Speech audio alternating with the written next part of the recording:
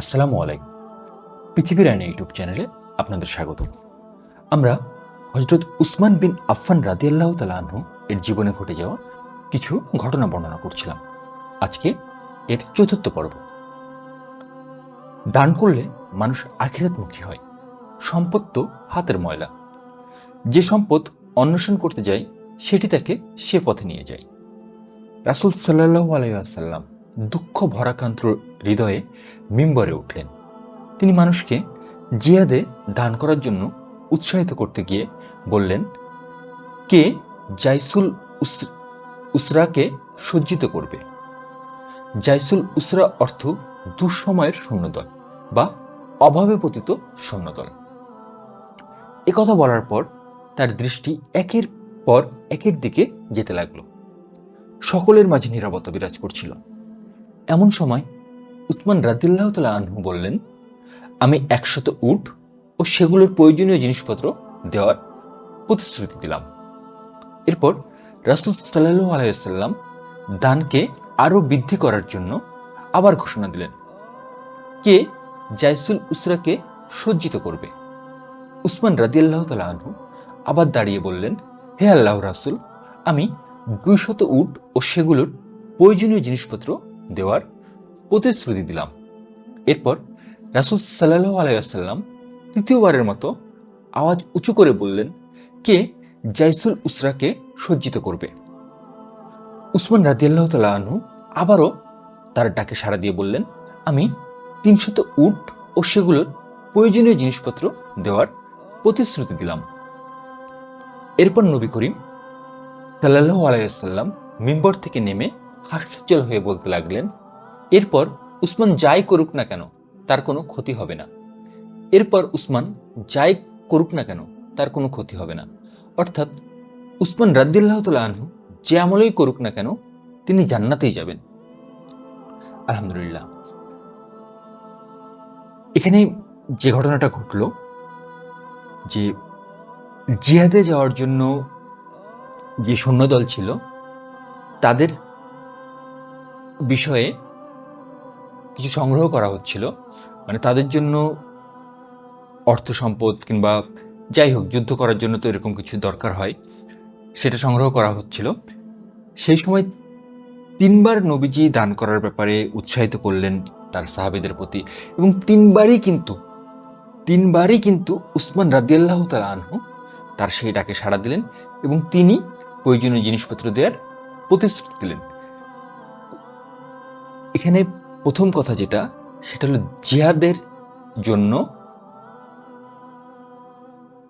জিহাদের জন্য উৎসাহিত করা, যে জিহাদ করা প্রয়োজন আছে এবং সেই জিহাদের জন্য সেই জিহাদের সৈন্যদলকে শক্তিশালী করার জন্য, জিহাদের সৈন্যদলকে পরিচালনা করার জন্য যে প্রয়োজনীয় জিনিস দিলেন, যিনি সহযোগিতা করলেন উসমান রাদিয়াল্লাহু তাআলা আনহু, তিনি কিন্তু এমন একটি প্রতিশ্রুতি পেলেন যে এরপর উনি যাই করুক না কেন তার কোনো ক্ষতি হবে না।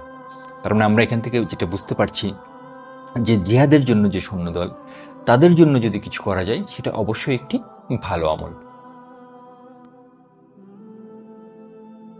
নবী করিম সাল্লাল্লাহু আলাইহি ওয়াসাল্লাম সূর্যের আলোর উত্তাপ থেকে দূরে বড় একটি গাছের ছায়ায় বসলেন।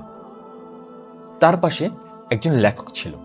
তিনি লেখকের দিকে ফিরে বসেছিলেন আর লেখক তার কথাগুলো কলমের কালিতে লিখে সাজাচ্ছিল।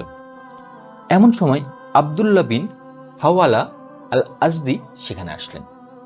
তিনি আসলে নবী করিম সাল্লাল্লাহু আলাইহি সাল্লাম তাকে বললেন, ইবনে হাওয়ালা, আমরা কি তোমার নাম লিখব? তিনি বললেন, কোথায় হে আল্লাহর রাসূল?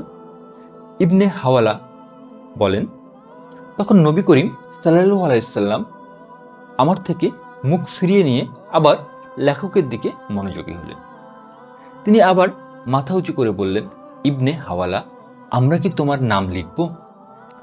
আমি বললাম, কোথায় হে আল্লাহর রাসূল? আমার প্রশ্নে তিনি আবারও আমার থেকে মুখ ফিরিয়ে নিয়ে লেখকের দিকে মনোযোগী হলেন। তখন আমি বইটির দিকে তাকিয়ে দেখলাম সেখানে ওমরের নাম লেখা।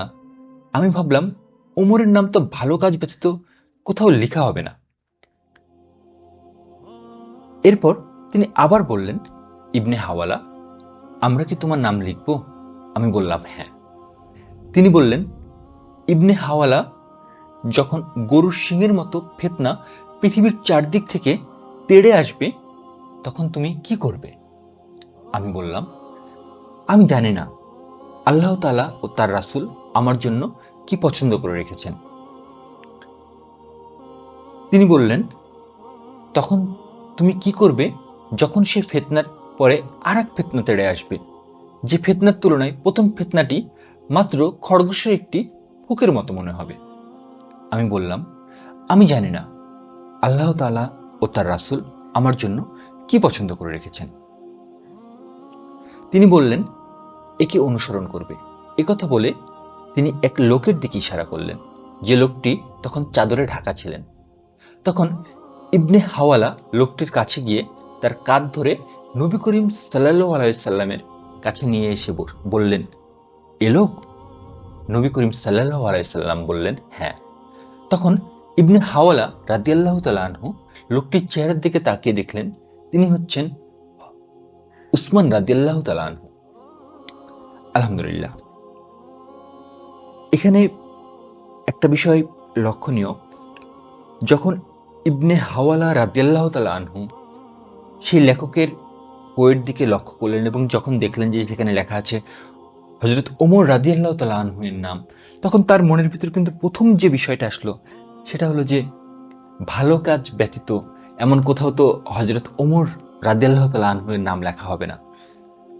মানে হযরত ওমর রাদিয়াল্লাহু তাআলা আনহু নিজেকে এমন একটা পর্যায়ে নিয়ে গিয়েছেন যে তার নাম দেখে আরেকজন বলে দিতে পারছেন যে মানে তার নাম যেখানে লেখা হবে মানে ভালো কিছুর ক্ষেত্রেই তার নাম লেখা হবে। আলহামদুলিল্লাহ। মানে হযরত ওমর রাদিয়াল্লাহু তাআলা আনহু তার অবস্থানটা এমনভাবে করতে পেরেছিলেন। এরপরে আমরা দ্বিতীয় যে বিষয়টা আমরা এখানে দেখছি সেটি হলো যে যখন ফিতনা ধেয়ে আসছে, মানে ফিতনার মতো একটা পরিস্থিতি যদি হয়ে যায়, এরকম পরিস্থিতিতে আল্লাহ রাসূল সাল্লাল্লাহু আলাইহি সাল্লাম যাকে অনুসরণ করার কথা বলছেন তিনি হলেন উসমান বিন আফফান রাদিয়াল্লাহু তাআলা আনহু। তাহলে এখান থেকে আমরা বুঝতে পারছি যে উসমান বিন আফফান রাদিয়াল্লাহু তাআলা আনহু এর মানে এটা কোন শব্দটা ইউজ করলে সবচেয়ে ভালো হবে, এটা এই মুহূর্তে আমার জ্ঞান দিয়ে আমি এটা মানে প্রকাশ করতে পারছি না, কিন্তু আমার দৃঢ় বিশ্বাস যে আপনারা হয়তো নিশ্চয়ই বুঝতে পারছেন যে অবশ্যই উসমান রাদিয়াল্লাহু তাআলা আনহুর ভিতর এমন কিছু ছিল যে জন্যই নবী করিম সাল্লাল্লাহু আলাইহি সাল্লাম তাকে অনুসরণ করতে বলেছেন। কখন? যখন ফিতনা আসছে, মানে ফিতনা থেকে বাঁচার জন্য উসমান রাদিয়াল্লাহু তাআলা আনহুকে অনুসরণ করার কথা বলছেন। মক্কা বিজয়ের দিন রাসূল সাল্লাল্লাহু আলাইহি সাল্লাম 4 জনকে ব্যতীত আর সকল মানুষকে নিরাপত্তা দিয়ে দিলেন। তিনি বললেন, তোমরা তাদেরকে হত্যা করো, যদিও তারা কাবার গিলাফ ধরে থাকে। ইকরামা বিন আবু জাহেল, আব্দুল্লাহ বিন খতল, মুকাইস বিন সুবাবা ও আব্দুল্লাহ বিন সাদ। তাদের মধ্যে আব্দুল্লাহ বিন খতল সে কাবার গিলাফ ধরে দাঁড়িয়েছিল, যেখানে সে আক্রান্ত হলো এবং হযরত সাইদ বিন হারিস রাদিয়াল্লাহু তাআলা আনহু দ্রুত গিয়ে তাকে হত্যা করল।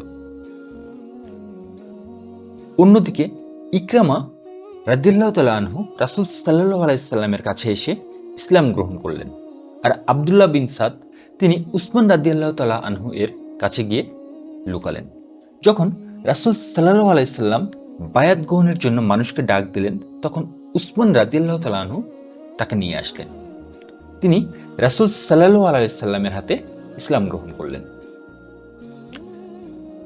মানে মক্কা যখন বিজয় হলো, মক্কা বিজয়ের দিন শুধুমাত্র 4 জন ব্যতীত আর সকল মানুষকে নিরাপত্তা দেওয়া হয়েছিল, এবং সেই যে 4 জনকে নিরাপত্তা দেওয়া হয়নি তাদের ব্যাপারে এরকম করে বলা হয়েছে, তাদেরকে তোমরা হত্যা করো যদিও তারা কাবার গিলাফ ধরে থাকে।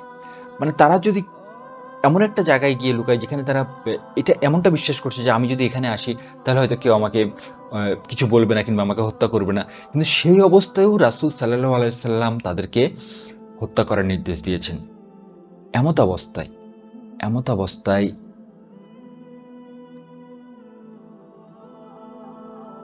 যেটা হলো যে সেখানে একজন ইসলাম গ্রহণ করলেন এবং আরেকজন উসমান রাদিয়াল্লাহু তাআলা আনহুর কাছে গিয়ে আশ্রয় নিয়েছিলেন এবং তিনি পরবর্তীতে উসমান রাদিয়াল্লাহু তাআলা আনহুর সাথে এসে রাসূল সাল্লাল্লাহু আলাইহি সাল্লামের কাছ থেকে ইসলাম গ্রহণ করেছেন। রাসূল সাল্লাল্লাহু আলাইহি সাল্লাম তার সাহাবীদের এক দলের মাঝে বসেছিলেন। তিনি তাদেরকে জান্নাতের বিভিন্ন নিয়ামত ও জান্নাতবাসীদের জন্য আল্লাহর ওয়াদাগুলো শোনাতে লাগলেন। আলহামদুলিল্লাহ। রাসূল সাল্লাল্লাহু আলাইহি সাল্লাম বললেন, আমি বসা ছিলাম। এরই মাঝে জিব্রাইল আমার কাছে এসে আমাকে তার ডান পাখার উপরে বসিয়ে জান্নাতে আদনে নিয়ে গেল। আমি সে জান্নাতেই ছিলাম। এমন সময় একটি আপেলের দিকে আমার দৃষ্টি পড়ল। আমি আপেলটি দুই ভাগ করার সাথে সাথে আপেলের ভেতর থেকে একটি মেয়ে বের হয়ে আসলো। আমি সে মেয়ের মতো সুন্দর ও রূপবান আর দেখিনি। সে আল্লাহর এমন এক তাসবিহ জপছিল যা প্রথম থেকে শেষ পর্যন্ত কেউ শুনতে পায়নি। এখানে প্রথম থেকে শেষ পর্যন্ত যেটি বোঝানো হচ্ছে সেটি হলো সৃষ্টির বিষয় কথা বলা হচ্ছে আর কি। মানে প্রথম সৃষ্টি থেকে শেষ সৃষ্টি পর্যন্ত কেউ শুনতে পায়নি। মানে সেই মেয়ে যে তাসবিহ জপছিল সেটা প্রথম সৃষ্টি থেকে শেষ সৃষ্টি পর্যন্ত কেউ শুনতে পায়নি। তখন আল্লাহ রাসূল সাল্লাল্লাহু আলাইহি সাল্লাম বললেন, তুমি কে? সে বলল, আমি হুর। আমাকে আল্লাহ তাআলা তার আরশের নূর থেকে বানিয়েছে। আমি বললাম, তুমি কার? সে বলল, আমি বিশ্বস্ত ধার্মিক নির্যাতিত খলিফা উসমান বিন আফফানের। আলহামদুলিল্লাহ। তার মানে আমরা যেটা দেখতে পাচ্ছি যে জান্নাতের যে বিভিন্ন নিয়ামত এবং জান্নাতবাসীদের জন্য আল্লাহ যে ওয়াদাগুলো করেছেন সেই বিষয়গুলো নবী করিম সাল্লাল্লাহু আলাইহি সাল্লাম তার সাহাবীদের মাঝে বর্ণনা করছিলেন এবং সেই বর্ণনার মাঝে একটা বিষয় আমরা দেখলাম যে উনি সেখানে যে হুর দেখেছেন সেই হুরের মতো সুন্দরী এবং রূপবতী তিনি আর আগে কখনো দেখেননি। কিংবা সেই হুর যে তাসবিহ জপ করছিল সেই তাসবিহটাও এমন ছিল যেটা সৃষ্টির শুরু থেকে মানে প্রথম সৃষ্টি থেকে শেষ সৃষ্টি পর্যন্ত কেউ সেই তাসবিহ শোনেনি। এবং সেই হুর কার জন্য?